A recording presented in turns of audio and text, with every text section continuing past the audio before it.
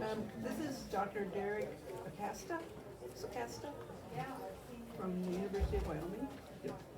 We're talking about horn fly management. You bet. Thank you.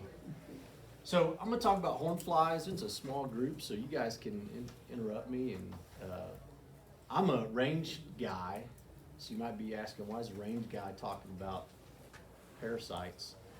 But it's something that has just always been apparent to me, right, with my folks, and it's a big problem. And the department I'm in used to have a livestock entomologist, a guy by the name of John Lloyd.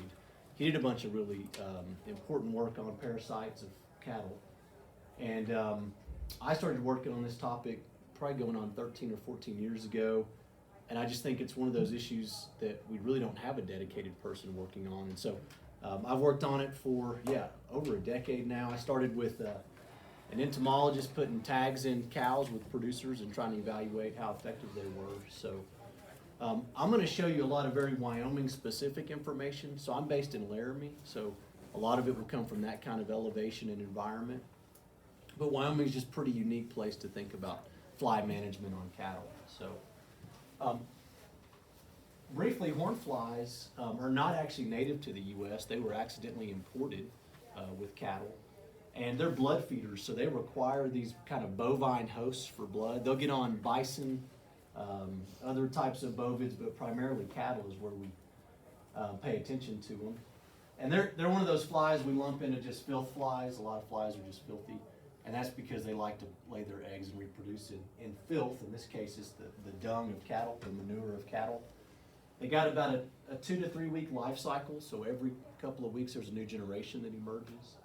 And they spend the winters in or below those manure piles, and that has importance for how we might manage those. So with kind of new tech, we can get some pretty cool images of these guys. This is their proboscis. This is their kind of biting and piercing mouth part, and it's pretty equipped and spiny looking. One of the interesting things about these flies is once they pierce the hide of a cow, and they're sucking out a blood meal, they have this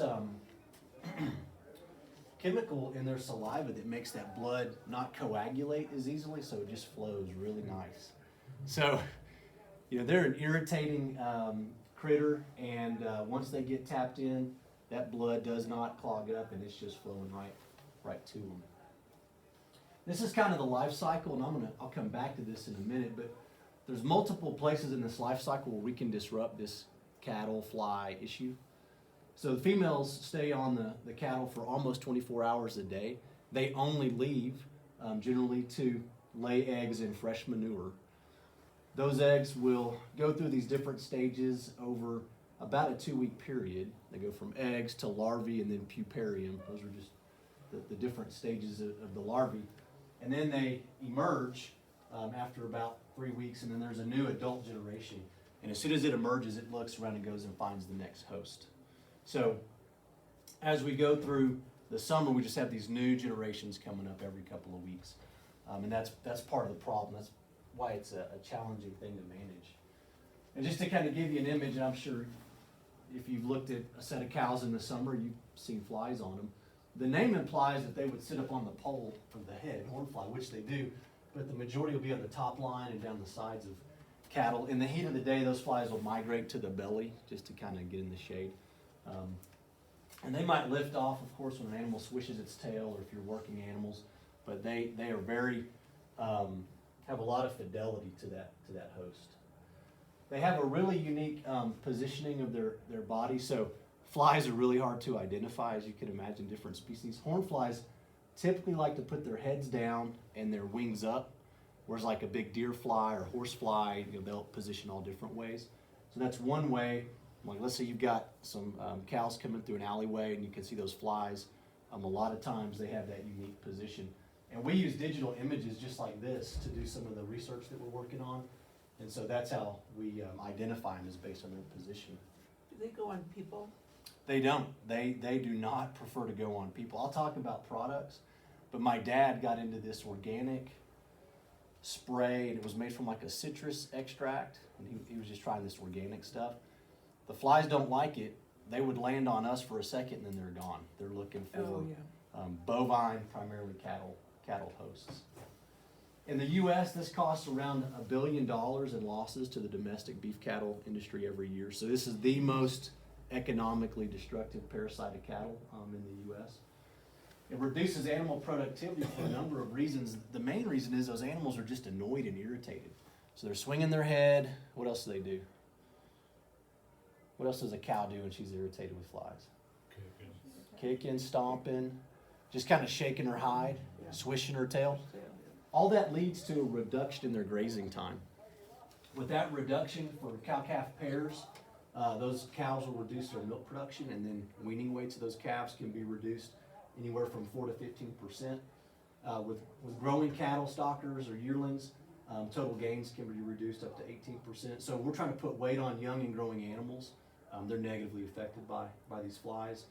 And then they can spread diseases. They can be the vector for pathogens, including the bacteria for bovine mastitis, and then this kind of external issue called granular dermatitis. So as they bite and pierce the hide, they can spread diseases too, which is a problem. There's a number of other flies that can spread diseases. One of them is called face flies. They congregate the corners of the eyes and the nose. They'll spread pink eye, the vector for pink eye. We don't have a lot of face fly problems in Wyoming, but if you went to Nebraska and South Dakota, a little bit where it's a little bit wetter, you can get into those. As I mentioned, they are blood feeders. They take anywhere from 24 to 38 blood meals per day. And this physiologically also puts a stress on the animal because it reduces their blood content. So that heart is trying to produce new blood every day, and it causes a reduction in their blood content. So their heart has to work harder. This is just a brief summary of some research that has shown positive increases in weights when they've treated cattle. I know this is in kilograms. It's not in American units, I apologize.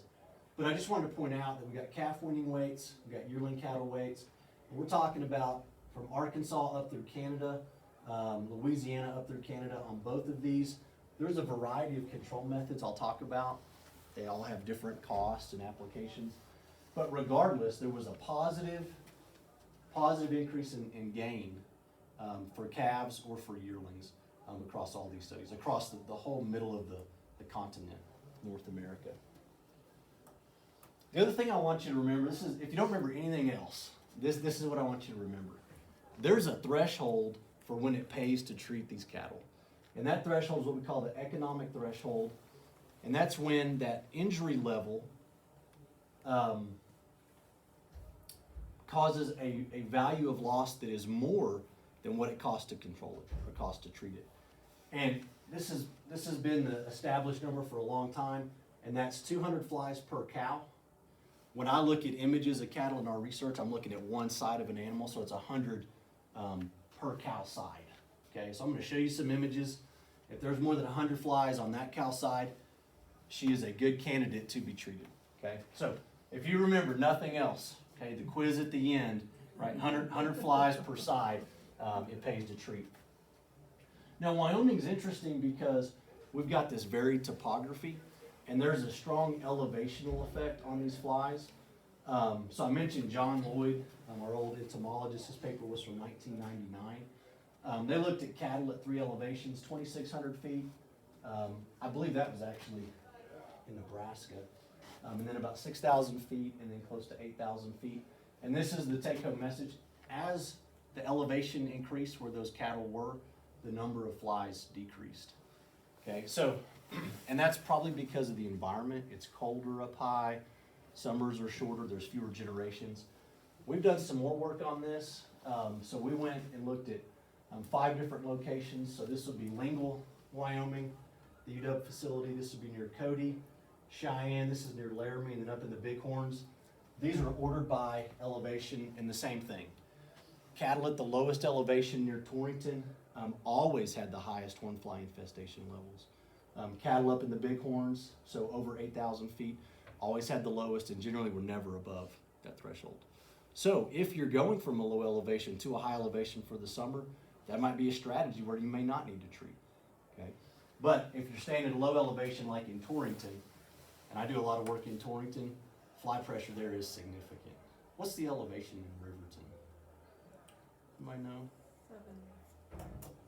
5,000. Canary is 5,600. 6,700. I was So thinking we're that a 5,000. little lower than Canary out here. Yeah, About so- 5,400, something like that. So, you know, this is a place where it's warmer than, say, Laramie, where we're at 7,200 feet. I'm gonna show you a bunch of data from Laramie. So I would expect the fly pressure here could also be significant. So at Torrington, because of the feedlots, is it really rampant there for the horn flies, or?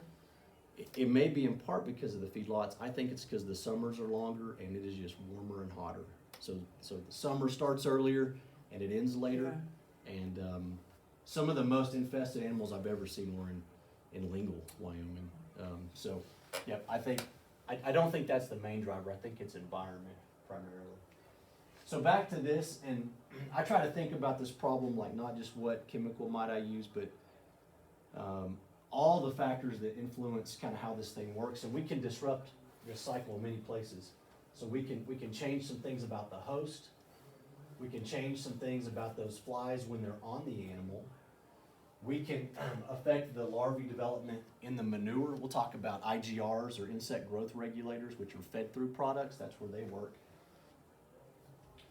We can affect what those larvae find when they come out of that manure, right, when they're looking for a new host, maybe through rotation, and then as they're seeking hosts. So to me, this is very much an integrated hornfly management approach to think about these different places in this life cycle.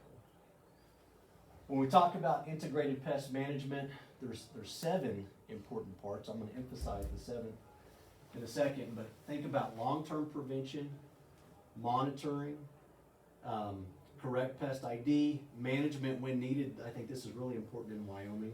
I'll show you why. Preventing those problems, combining all the tools, but number 7 is managing for those economic thresholds. So deciding, okay, this is my trigger for when it's going to start to pay to treat. So I just want to kind of get calibrated so you all are seeing kind of the world the way I see it when I look at cows that got flies on them. So we'll go through here. So look at that cow. You can see all these dots here. Those are all horn flies. Take a minute and maybe give me an estimate of how many you think she's got just on that one side, if you can see. 50, 50? Anybody? probably more. 75, 100. Yeah, I was gonna say. So we got 50, 75, 200, okay? So she's right around 50. So I counted these on the computer. I used digital zoom, okay? So Dennis, you win the prize. What about this cow? Ooh, she's got more. She certainly has more. One of the things that I first started working on with horn flies was just trying to get ranchers to just get an estimate. Just kind of a quick estimate, right? I mean, counting flies will make you lose your mind, right? I mean, as soon as you get a number, right, they swing their head, they kind of raise up and come back. Any guesses on this one? 100, 100? Yeah. Is there some down by her, like, belly down there? There could be. There's a bit of a shadow. Like right in, right there, yeah, Yeah, right in those there. could be right there, yep. There could be some other, just like dirt and other stuff on her, certainly around her, below her tail head there is. So this one's about 150 when I count. Okay, Oh, that's a lot. getting some more pretty high density there, all the way down that side. So she was at 290 just on that side, right? So she's, if you were to count both sides, she was way above economic threshold. And then how about this individual? You guys see the direction I'm going with each of these, right? A lot. So she's got more than 500. Now I'm gonna make the case that this is true, right? So you don't just think I'm blowing hot air here. When I count them digitally, when we do research, we take high resolution digital images with the sun early in the morning, so it's really projecting the light on those animals. And I've counted a lot of these. I've paid a lot of students to count these too, because it's pretty tedious. But we'll zoom in to that picture there, so you can see all those flies. I'm going to overlay. Try to.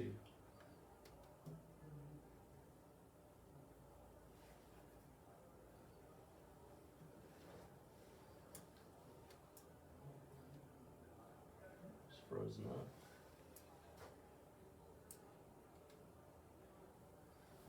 So what it's gonna do is gonna populate a bunch of red dots on there where I counted out 100. In that image, there's more than 100. There's like 130. Oh, there you go. There we go. So I tried to overlay those, right, on individuals to count those. And you can see, that's 100 red dots. There's still some up here that we would not have counted, kind of in that group there. Not like the little red dots.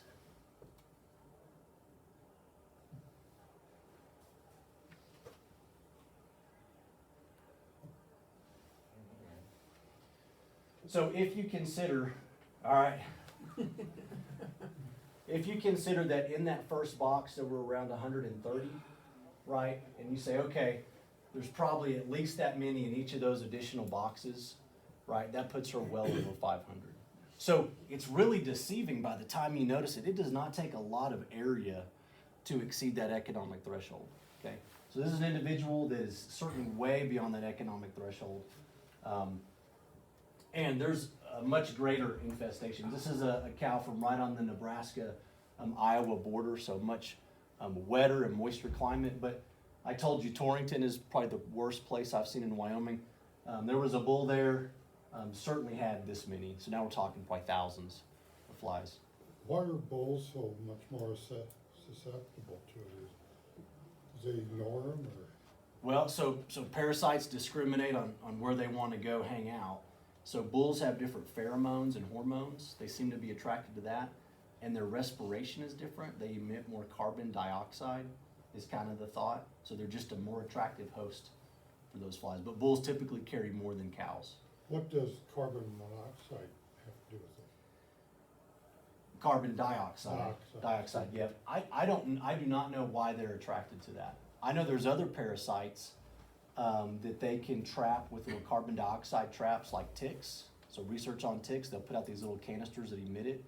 It must be that that's a signal that is a breathing mammal emitting, just another cue, I guess. But there's a lot of work on the why are some animals more infested than others that we're still working on. We don't have a full handle on that. But bulls typically do, Dennis, you're exactly right. I think it's in part those two reasons. Okay, so I'm going to work through kind of these 4 ways we can disrupt this kind of hornfly cattle issue. And I'm not just like a chemical person, I'm thinking about the whole system, because I don't want to prop these animals up just to be dumping chemicals in them. I've thought about this kind of approach for lice. Some years we've had really bad outbreaks of lice on cattle, so bad that cattle have died, they get so itchy.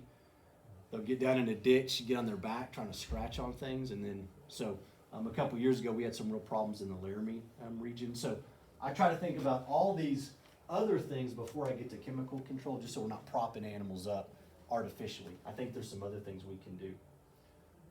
So one of the things we can do is move animals or manipulate that habitat for that host. Does anybody here like harrow or drag meadows or pastures to break up the fecal material? So think about it. That's one strategy. You're busting up all that winter habitat that those flies have. Okay, so that's one way. The other way is when we move those animals, getting away from that new generation. Okay, so rotational grazing could be an approach. I think the pasture's got to be pretty big. The only study that's ever been done is this paper here by Steelman. He was a well-known entomologist from Arkansas. They had these real small paddocks, 3 to 8 acres, and that wasn't enough.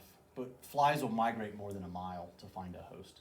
But I think in Wyoming we could accomplish that, especially going to these higher elevations for summer grazing if we're going to some summer allotment. But this is some work that needs some more attention. So this is talking about habitat manipulation. There's some evidence this also can be helpful for ticks in places where ticks are a real bad parasite. This shows places where cattle had access to areas that had burned. So the white bars are areas that had burned. This is over in the Great Plains. This is in Iowa. That's in Oklahoma. So recently burned pastures. The gray bars would be unburned. Remember that economic threshold? Those animals in those recently burned areas were kind of right around that threshold for the season, whereas where it had not been disturbed, it was much greater, like 200 per cow side. I think the same thing could be considered for like dragging those meadows, harrow, busting up that fecal material. So habitat manipulation could play into parasite management for horn flies. The second thing is breed selection. Parasites discriminate. So we talked about bulls versus cows. They discriminate by breed, by sex, like we talked about, by age, also by the wool and hair and hide environment. So sheep keds are another external parasite. Certain breeds are more susceptible because of their wool characteristics. But with this, we might be able to treat more susceptible animals. I'll show you an example of that. Or animals that were recently acquired that may not have kind of that resistance. Maybe they're bringing in some issues. So this is a study we did in Laramie where we had some commingled white Charolais cows and black Angus cows. There were approximately 50 head of each. Over 2 years, we just looked at their infestation levels. So 16 and 17, so these are the black cows here. Here's our economic threshold. Here's the white Charolais cows. So you can see in 16, the black cows were above that threshold, significantly higher than the white cows. In 17, neither of them reached that economic threshold. So that, I think, is something in Wyoming. Excuse me, some places, some years, we may not have the weather conditions and the buildup to where we need to treat. I think we can kind of strategically year in and year out look at the situation. If we were in, say, Oklahoma, I don't think we have that flexibility. Most years, pretty much all years, we're gonna have a big buildup. So there's this preference in Wyoming where flies like darker hided cattle.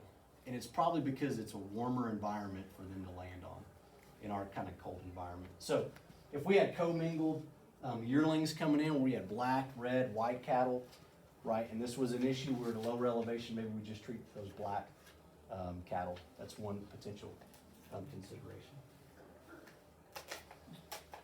The third is selecting for the heritability of resistance. Now this has been shown to be very effective for managing lice. There's a few individuals that would be those carriers of lice. And so culling those, that being a cull criteria, you know, the best thing is to put her and her offspring on a trailer.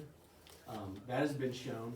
But there is some work where using this as a selection criteria for horn flies could be important. So you can look this up if you want to read it. You just look up Kit Faro, the dreaded horn fly. Y'all probably heard of Kit. He's down in eastern Colorado. And he sells bulls. I mean, I'm not advocating for Faro cattle, but in that article, he talks about for many years they have screened their bulls for horn fly resistance, and that's kind of a keep cold decision maker for them. And he believes they're making some progress on that. So kind of rancher evidence, if you will. Now, why do some animals, so let's say we got a group of bulls, I'll talk more about this, but why do some of those bulls not have as many flies as the others? One of the reasons is potentially the thickness of their hide. This is a paper that came out of South America. They measured the thickness of the epidermis, those thicker hided cattle. They were not as easy for those horn flies to penetrate that skin and get a blood meal. So, you know, there's finer characteristics of those animals we may not measure, but as we screen them and we say, okay, these are kind of resistant, these are kind of susceptible, it's probably something like that. We don't see many Brahman cattle up here, but in the southeast, that's why they're a popular breed or crossbreed.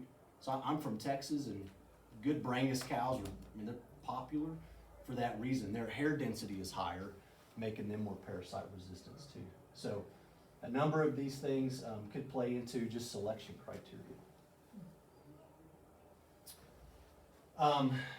Horn flies are not just a problem in the U.S.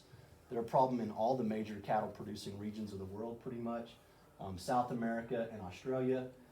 This is a study where they were selecting for a bull to have internal parasite resistance. So what they call their anti-worm bull, and they were looking at worm egg counts, and you can see these other bulls, 900, 690, 481, and then 40. So eggs per gram of fecal material. What they found was when they selected for that, there was also potential for horn fly resistance. So we could think about selecting for resistance to a suite of parasites potentially. Anyways, I don't fully understand why internal resistance would translate to external parasite resistance, but just to show you that this is being thought about in other countries too. Okay, so I want to just make the case for this just with some cattle that we've got at the University of Wyoming. So this is the case of 2303 and 7682, okay? This is through kind of the peak parasitism period in 2016. I'm going to go through these two cows and show you all their data, just to kind of make the case here.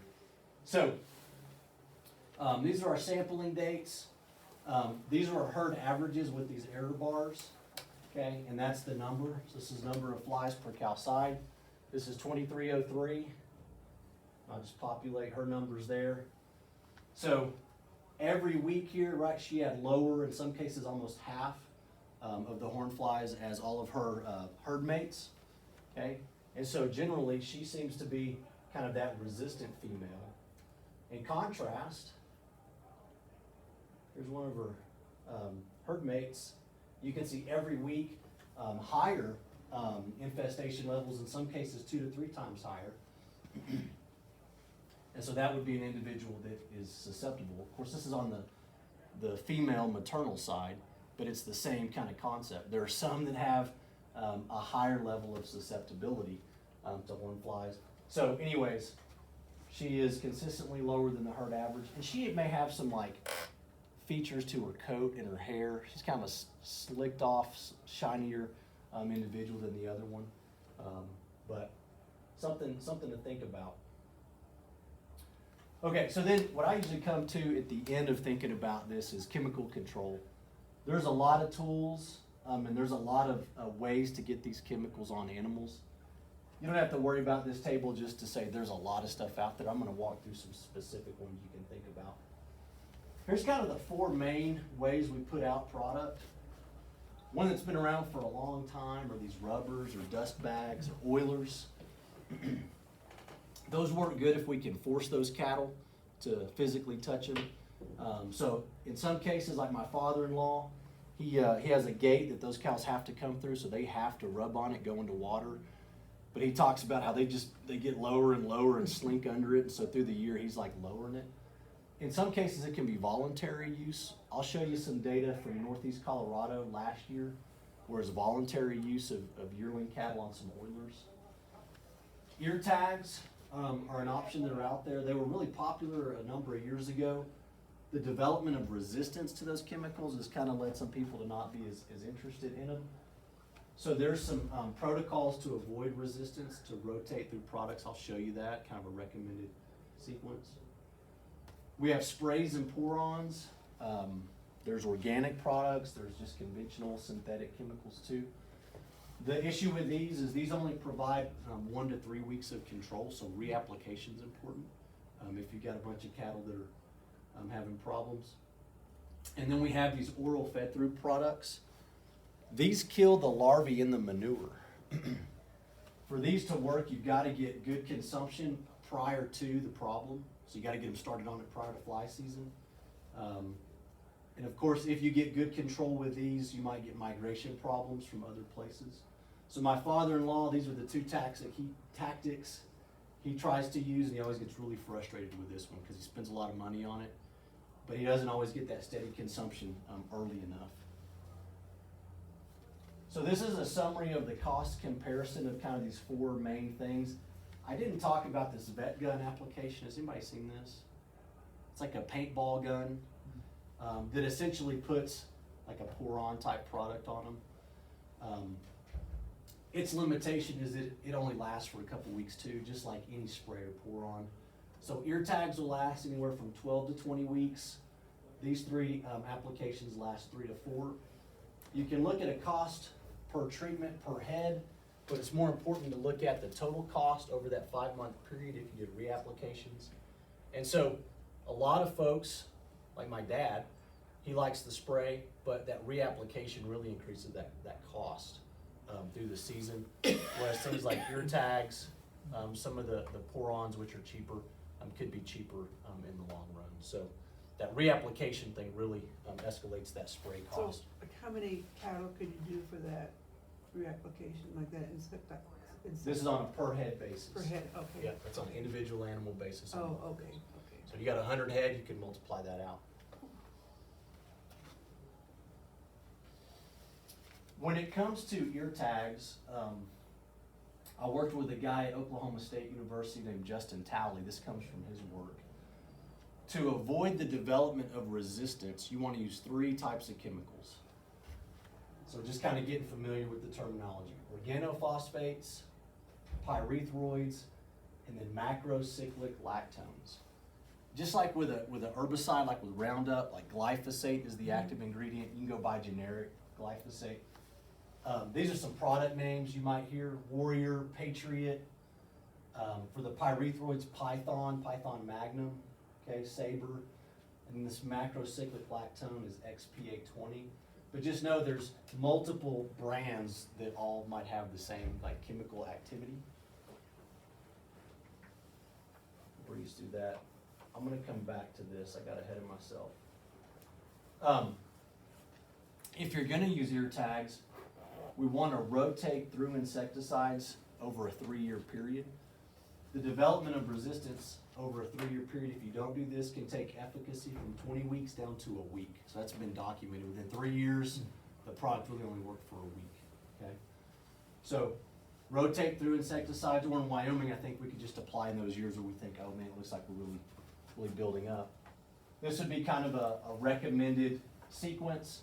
So in year 1, you might use one of these macrocyclic lactones, in this case like an XP820. Year 2, organophosphates, either of those brands, Corathon or Warrior. And then year 3, synthetic pyrethroids, Python, Sabre Extra, and then you'd circle back to that.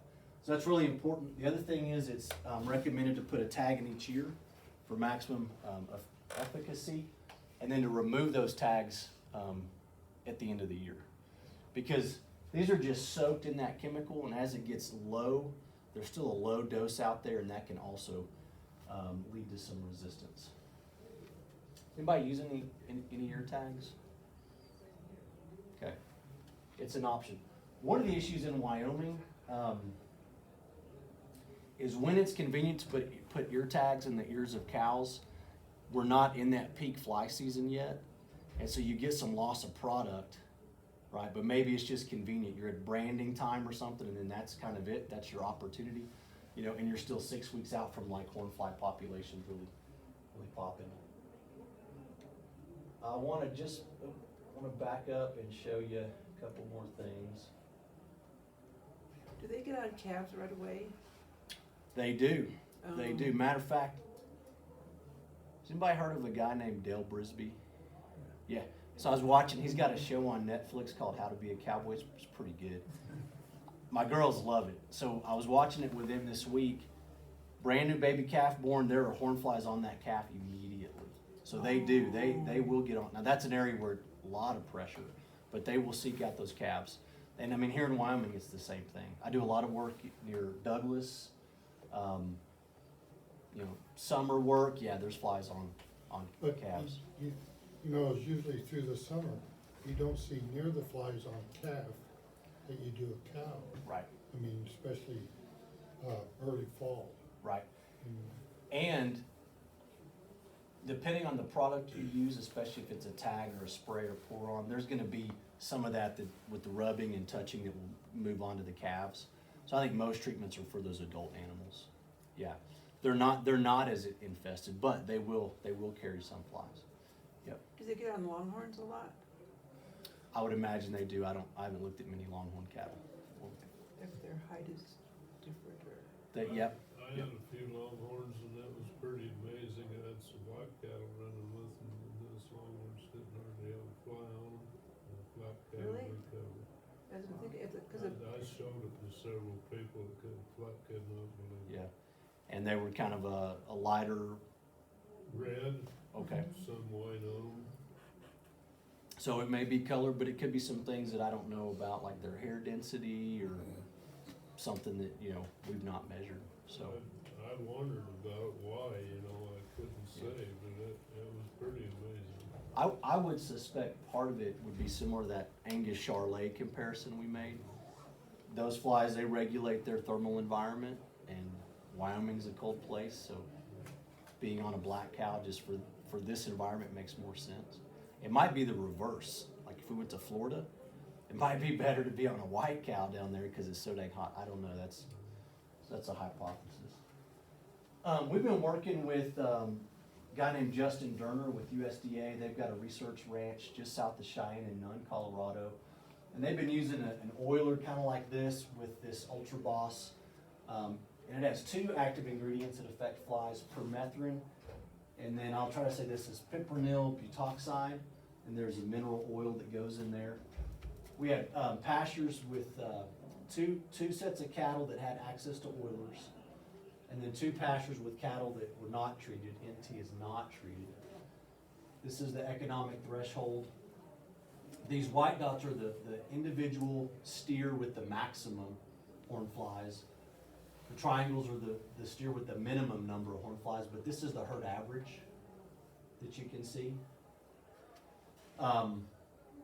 This is voluntary use of these oilers, so they weren't forced to use them at all. You can see that this pasture here had much higher maximum and average horn flies. This one did not for some reason. There is the possibility this pasture and this one, 19S and 19N, shared a fence line. So it could be that they were maybe doing some rubbing through the fence. We haven't figured that out why. But we're also trying to figure out the percentage of those steers that actually use the oilers. And we got some game camera images. So we're trying to understand how effective this tactic is too. I just kind of show you that because that's kind of something that's coming in terms of the research that we're doing. Where they were treated though, you can see the average was always near that economic threshold or below it in this case for the most part. And here in these 2 untreated, that average was always a little bit higher, in some cases quite a bit higher. So, but this was voluntary use. That's a question I've had. If voluntary use means only 20% of the individual animals get the product on them, is that an effective strategy? So the take-home message is I don't know yet. We're still Are working those on it. things expensive, those oilers? I don't know the price on them. I don't know the price on them. Depends on what all they have. Oh, Yeah. how many? Some have a pump on them. Oh, yeah. Yeah, that's kind of an older school model up there just to show you. They've been around, it's kind of an older technology, it's been around for a while. Okay, so we talked about chemical resistance. Oh yeah, so this is 5 years of data on black cows in Laramie. So these are university cows. And I just want to show you, these are the averages, herd averages over this 5-year period. Here's the economic threshold. About 3 out of the 5 years in Laramie, we're going to exceed that threshold. So 2 out of the 5 years, it may not pay to treat those cattle, those black cattle. So this just makes the point that I think with horn flies, especially if they're animals you see frequently, and not all cattle do we see. There's cattle that don't see many people much of the summer in Wyoming, but some do. That we can maybe think about just applying management when needed. I don't think we're in the situation where we just blindly treat every year, everywhere in Wyoming. Okay, of course Laramie's 7,200 feet, so higher, colder environment. But the take-home point is, some years you may not have to treat. Has anybody used these fed-through products? You have, Dennis? So these are oral larvicides and insect growth regulators. I mentioned this. They control the larvae in the manure. You can see Rabon is one of the products. You can buy it in kind of a bulk mix where it's mixed with other mineral, or you can buy just the concentrate and you can mix it in your own salt and meal or mineral supplementation that you're going to do. But again, steady consumption is needed. Did you feel like it was effective, or what were your thoughts on it? Oh, yeah. And you know, you could really put out a lot, like in your trace mineral or whatever. And then go a week by. It'll probably hurt you, but you could kind of stagger it a little bit Right. and try it. Especially in pastures that you see a lot of face flies. Oh yeah. It really works good in that. Okay. So where you're at, you got face flies pretty bad too? Yeah, and Okay. you know, it's funny, it's all really what pasture you're in. Some are Really? just having bad every year and some not. But this, you know, if you turn the cow out in, you know, May and you don't see her again till October, Right. this really works good. That's a good strategy. Yeah, that's a good point. For those animals, you're not gonna respray or pour on. It's Yeah. just not feasible. Two comments I wanted to make. We did some work. I showed you that stuff near the Iowa-Nebraska border. We had a pasture there where we had really bad face flies and we had really bad pink eye on those cattle too. That pasture was kind of the shrubbiest, kind of woodiest pasture, and the other ones were more kind of grassland. And we had a bunch of pastures, and that seemed to be an indicator. The more vegetation, the more face fly pressure there was. And they spread that vector pathogen for pink eye as well. So I think good fly control prevents those other problems, like pink eye as well. So especially if you got, With the feed through products, do you wanna stagger, brands? I have not read as much about that, and this is what I'm the least familiar with, about like I mean, chemical I don't know resistance. if the larva, Become resistant like the ear tags. It's sure something to consider, because the ear tag thing, I mean, it happened rapidly. You know, Yeah. people talk about the tags came out year one, like you put one tag on the bull and all the flies are dead. The next year you tag everything and there's still flies. So I don't believe it's as big of a problem for those kind of external products. I'll have to look into that, Dennis. That's a really good question. You know, on the ear tag literature, I mean, they are dogmatic about it. Rotate products, rotate. I don't hear about that on the IGRs. and the same with the cattle scratchers. Right, right. The rubbers and dust bags. How about on an all-natural situation? Would it be garlic that you'd be looking at there? Let's see if I got the garlic stuff. So alternatives, right? So this feeding garlic thing, I mean, it just came up a couple years ago. There's a number of folks in the state doing it. Up northeast of Sheridan, some folks, Converse County. So I kind of looked into it. There's 3 papers that have actually been published on the topic, which is interesting because some of these organic products, I can't find anything. Like the citrus extract stuff my dad had used, I've never found anything. The flies hated it. I mean, I watched them, or they were gone. So here's a paper. So the Canadians came up with this. From Canadian Cattlemen, garlic is worth its salt for fly control. I've read this paper here, which is the most experimental. The level of control is marginal. The study's not that good. Like, I think we need more studies on this. I think UW should consider doing something on this in Laramie. But I think that absolutely would put you in an organic, all-natural situation. That citrus extract, if you can do it, it absolutely, the aroma. And it's the same thing with the garlic. It's the aroma that I think the flies don't like. Have you guys been feeding garlic? No, I mean, just hearing producers, you starting to switch that, as you mentioned. Yep. So, There are some trace mineral companies that's really promoting it. Yeah, pre-mixed products, yep. Yeah, and they say it helps and also helps with the heat. sure. I was wondering if you're doing garlic, does that do the same thing to melt that onions do? I don't know. That Affect was the first thing flavor that of went it. through my mind was, does that taint the milk and maybe the meat too? Right, you know, and we have a fairly new meat scientist in Cody Gifford at the University of Wyoming. I've thought about that. Now, where do we go get the money to do that, right? And maybe we could do it without it, but I've wondered about that too. Is there a meat flavor consequence of that as well? And I do not know the Because question. the answer. you can, a lot of times you can tell where your cow is feeding by the taste of the meat when you butcher it. Absolutely. And would it dissipate, right? So if those, if calves came off of cows that were, you know, fed some garlic product, they went into a feed yard scenario, right, where they didn't have any garlic, would it dissipate if there was? I don't know. There's a lot of questions here. It would be interesting to know. Yeah. figure it out.